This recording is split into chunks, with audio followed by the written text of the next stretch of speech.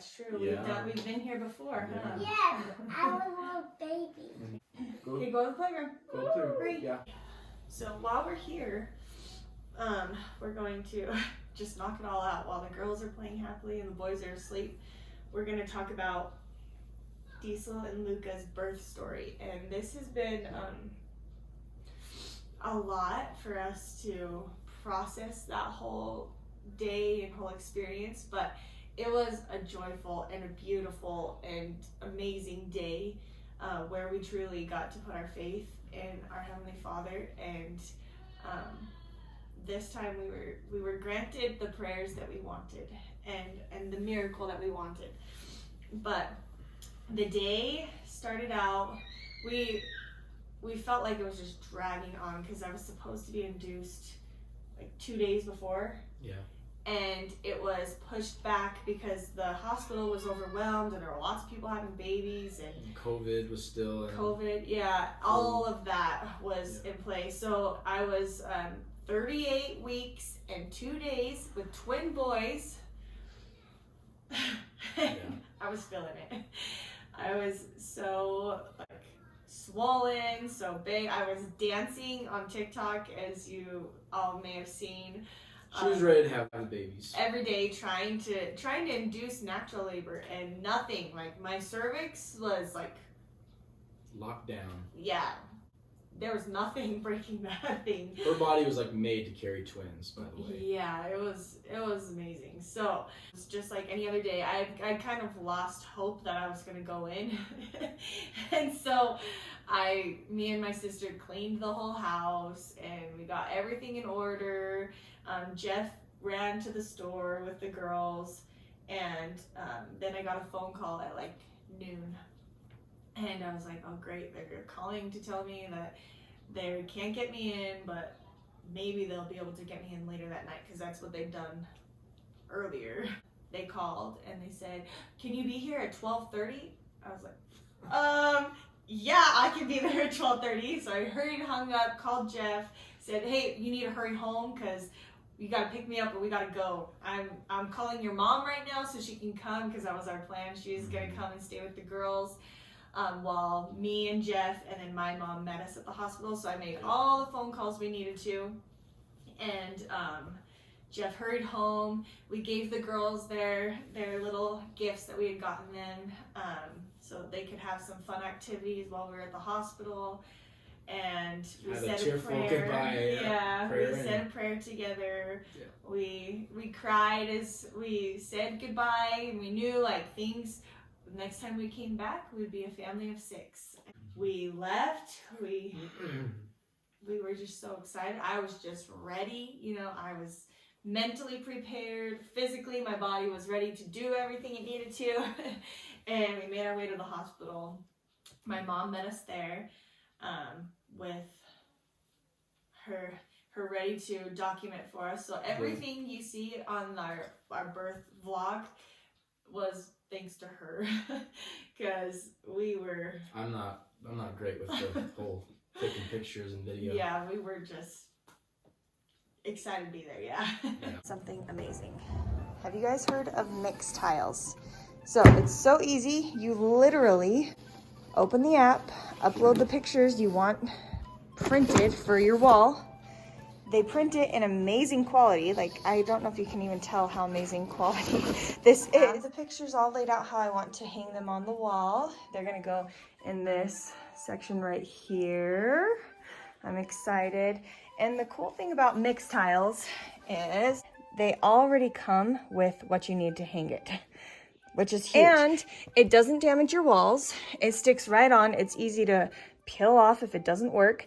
And it looks amazing. So makes it so easy because when you're trying to do a picture collage, it can get tricky to get them all straight on the wall. So when you're able to peel it off and put it back on, it is seriously a game changer. So this is the process of hanging them. They send you some wipes. You wipe down where you're going to be hanging it. Wait 10 minutes. They all come with the ready to hang little strip here. You just peel and get it level to where you want it. and push firmly. And again, I gotta point out, look at the quality of this. Seriously, it's beautiful. So let's get hanging.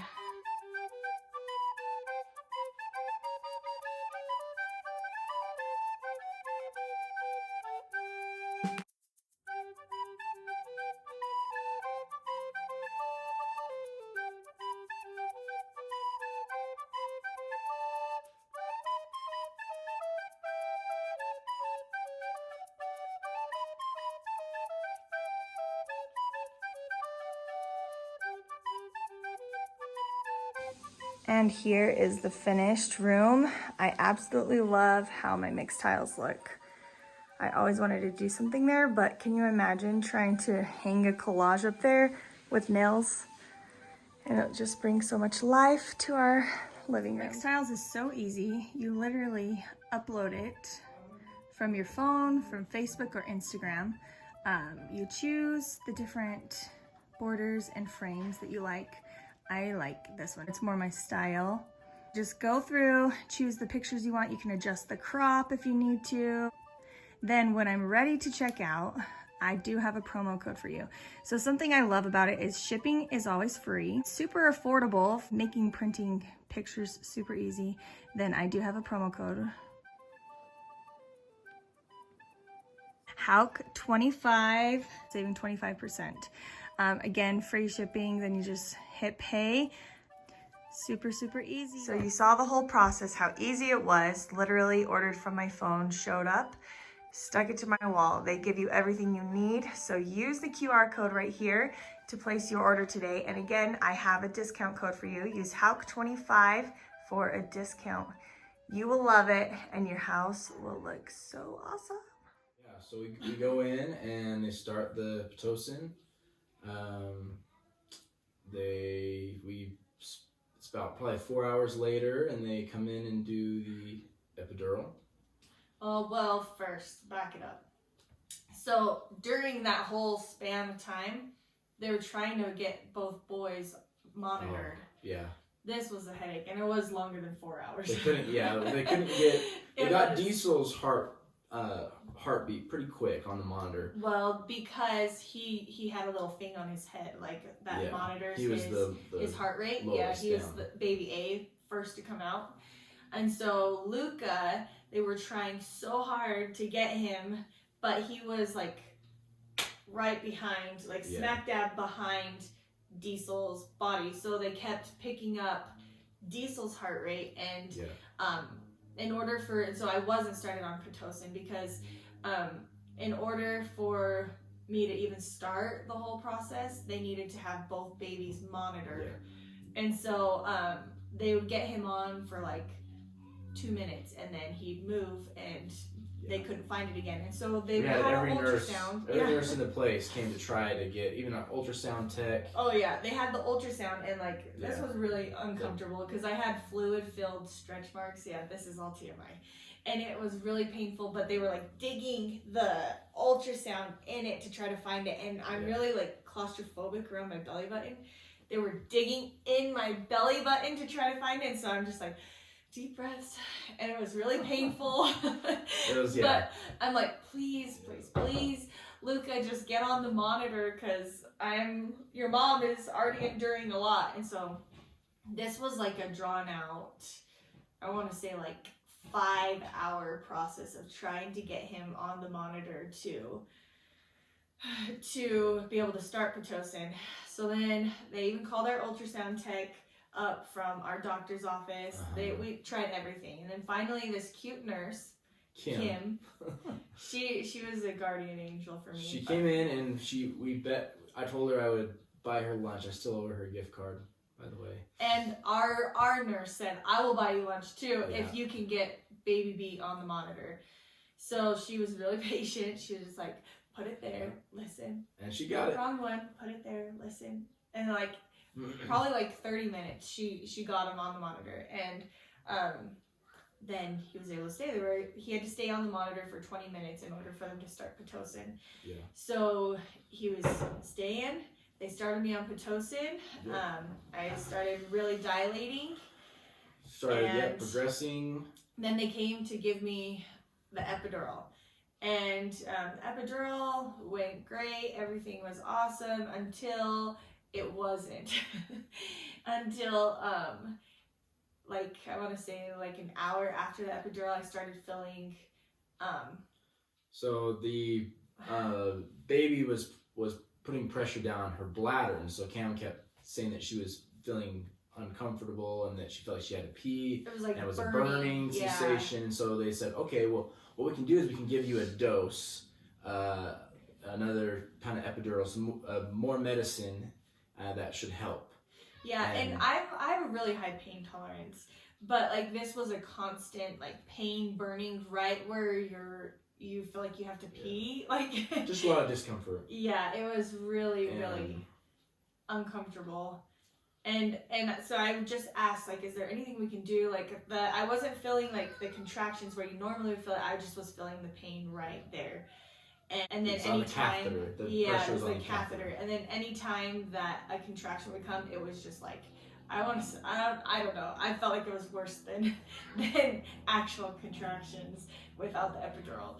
So, Jeff, they said they could give me a dose. I think that's what they called it, a dose. They gave her a dose, and it took a couple minutes, and then she had a pretty bad reaction to it where her blood pressure dropped dangerously low, and she was about to lose consciousness. It was really scary. And all the nurses, and it's the funny thing is, before that, the nurses said, oh, everyth's fine.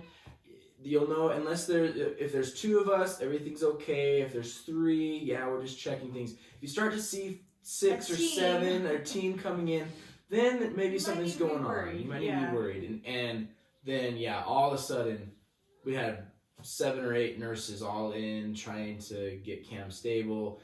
They elevated her upper body, and so the medicine would settle back. I think they said it was settling up in her lungs or something, and so it was kind of... her reaction was because of that. Yeah, it was, for me, it was like, I was like, okay.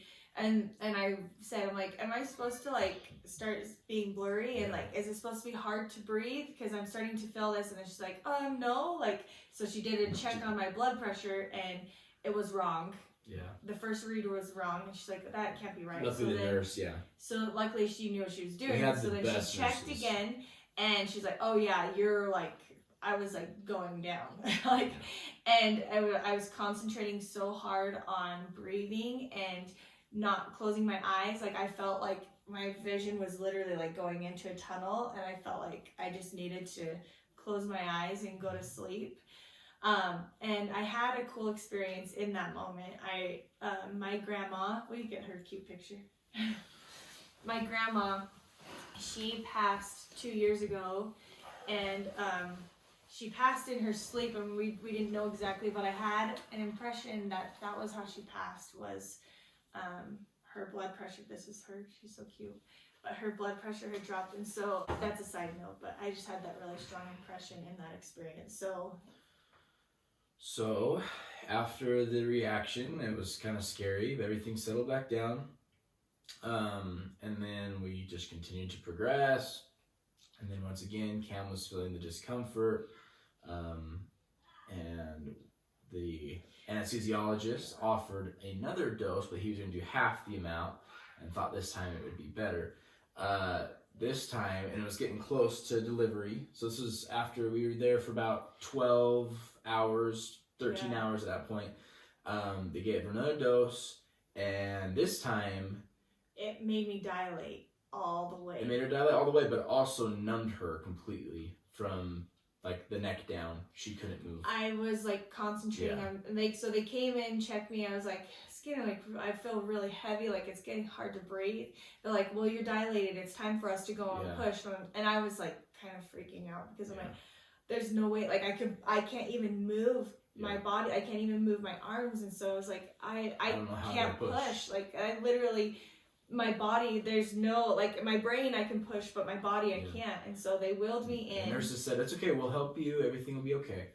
And they wheeled me in, and Jeff was there too. And I told him, I'm like, Jeff, I can't. Like, I'm not going to be able to push. I really need your help with Let me this. take over from this point because I remember it very vividly. Yeah. She said, Jeff, I can't push. I need you to help. I need you to lift up my shoulders and so I can bear down.